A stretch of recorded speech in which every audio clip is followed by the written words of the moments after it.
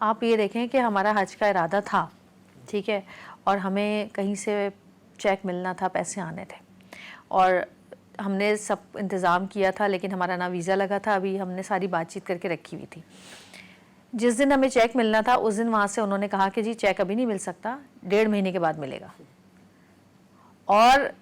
میں اور سعود پریشان، میں نے کہا سعود ہم نے تو جانا تھا، پیسے ہی نہیں آ رہے، اب کیا کریں گے ہم؟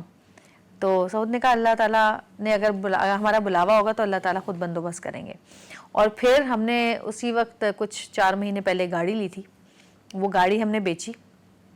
اور وہ گاڑی بیچ کے آخری فلائٹ پر ہم لوگ گئے ہیں،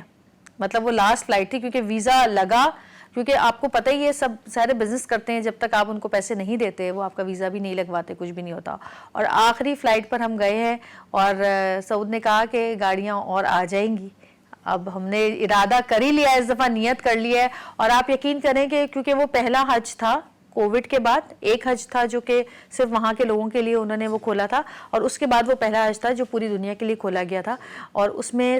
بہت کم لوگ تھے، 8.5 یا 9 لاکھ لوگ تھے، اور ہمیں ہر چیز بالکل ایسے کھلی کھلی ملی، اور اتنے آرام سے ہم نے وہ حج کیا کہ اتنا آرام سے، مطلب ہمیں یقین نہیں آ رہا تھا کہ ہم ہر چیز ہمارے ایسے سب کچھ ہوتا جا رہا ہے۔ یعنی کہ آپ یہ سوچیں کہ بہت آرام سے ہم کنکریاں مار رہے تھے شیطان کو، کوئی ہجوم، کوئی جھمگھٹا ایسا تھا ہی نہیں، ہر جگہ ہمیں بالکل خالی ملا۔ آپ کی سب دیکھیں بات سے مجھے کوئی بات ذہن میں آئی، وہ لوگ جو صاحب استطاعت ہیں، جیسے گاڑیاں آپ کے پاس ہیں، یا آپ کی کچھ چیزیں ایسی ہیں، جیسے کچھ پیسہ رکھا ہوا ہے، آپ کی جویلری ہے، جیسے ہی آپ صاحب استطاعت ہوں گے آپ پہ حج کرنا فرض ہوگا۔ آپ نے اگر انکار کر دیا تو آپ کافر ہو جائیں، پہلی بات تو یہ، حج کو مانتا ہی نہ ہو سکے۔ آپ جتنا تاخیر کرتے رہیں گے کہ میں فلاں کام کر لوں، فلاں کام تو ہو جائے گا، لیکن آپ کی زندگی رہے گی، بات کنفرم ہے۔ تو آج اللہ آپ کو 10 گاڑیاں دے دے گا، ہو سکتا ہے اس حج کے بدلے میں اللہ آپ کو ہر سال نہیں عطا فرما دے، دیکھیں، لیکن آپ اپنے رب سے تعلق تو فَإِذَا عَزَمْتَ فَتَوَكَّلْ عَلَى اللَّهِ، اے حبیب صلی اللہ علیہ وسلم آپ اللہ پہ ارادہ کیجئے اور چھوڑ دیں، ان اللہ یحب المتوکلین، اللہ تعالیٰ یقین کرنے والوں سے محبت کرتا ہے۔ آپ کے حوالے سے ایک میسج، جی جو لوگ قرآن دیکھ رہے ہیں، جن کو اللہ نے توفیق دی ہے، وہ اگلے سال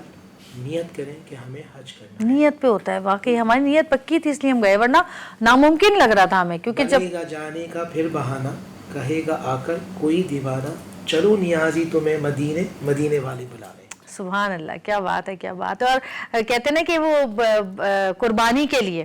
انتظار کرنا پڑتا ہے آپ کو، تو وہاں پہ ہم جب جس ہوٹل میں ٹھہرے ہوئے تھے سامنے کلاک ٹاور جو ہے، تو ہم جب وہاں سے نکل کے پہلے دن جا رہے تھے تو سعود کے کوئی فین مل گئے وہاں پر ان کو، اور انہوں نے ہمیں کہا کہ آپ قربانی کے لیے پریشان مت ہوئیے گا، آپ مجھے پیسے دے دیں، میں آپ کی قربانی وہاں کروا دوں گا۔ وہ حج پہ نہیں آئے ہوئے تھے، وہاں جاب وغیرہ کر رہے تھے، تو ان کو ہم نے پیسے دیے، اور آپ یقین کریں کہ جیسے ہی ہم نے وہاں پہ کنکریاں ماری ہیں، اچھا انہوں نے ہمیں تصویر بھیجی کہ ہم نے آپ کا یہ قربانی کا یہ بکرا لیا ہے، یہ لیا ہے، سب لیا ہے، جو بھی ہمارے قربانی کے جانور تھے۔ اس کے بعد انہوں نے جیسے ہی ہم نے کنکریاں ماری ہے، ہم نے ان کو فون کیا، انہوں نے وہیں پر جو ہے وہ ذبح کیا، قربانی کی، اور ہر چیز ہماری اتنی آسان ہو گئی، جبکہ لوگ لائن میں لگے ہوئے تھے۔ آپ کو پتہ ہے ایپ ویب بہت ساری چیزیں اب تو آ گئی تھیں، اور لوگوں کی شام تک قربانیاں ہوئی ہیں، 7 بجے تک، 8 بجے تک۔ تو اللہ تعالیٰ نے بہت آسانیاں کی، اور ماشاءاللہ سے مجھے ایسا لگتا ہے کہ جیسے میں اور سعود ہم دونوں کی، واقعی آپ نے جو کہا کہ حج کے بعد آپ کی زندگی کے بہت سارے معاملات جو ہیں وہ چینج ہوتے ہیں، اللہ کا اور زیادہ کرم آپ کے اوپر نازل ہوتا ہے، ہمارے ساتھ بھی یہی ہوا۔